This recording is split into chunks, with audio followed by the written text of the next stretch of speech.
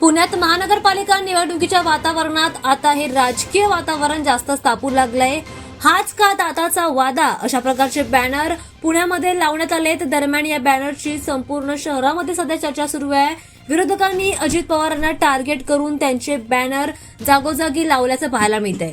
राष्ट्रवादी अजित पवार गट यांच्यावर टीका केली जाते.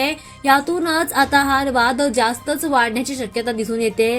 राज्यात सत्तेत असलेले भाजप, अजित पवार यांचा राष्ट्रवादी काँग्रेस पक्ष आणि शिवसेना शिंदे गट महापालिकेच्या निवडणुकीमध्ये एकमेकांचे शत्रू बनल्याचं पाहायला मिळते.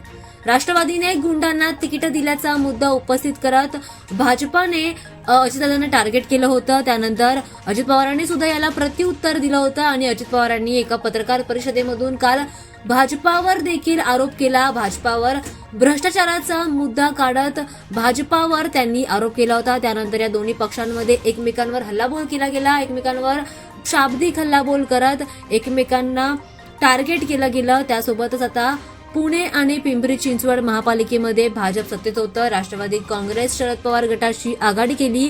त्यामुळे भाजप आणि अजित पवार यांच्यामध्ये संघर्ष पेटला.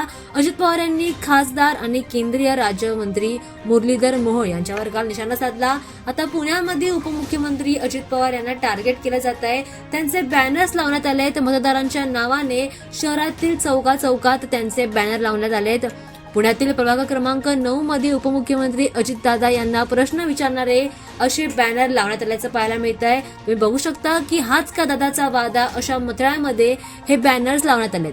दरम्यान आता यावर अजितदादा काय उत्तर देणार, विरोधकांना अजितदादा कसा हल्लाबोल करणार, हे पाहणं आता महत्त्वाचं ठरणार.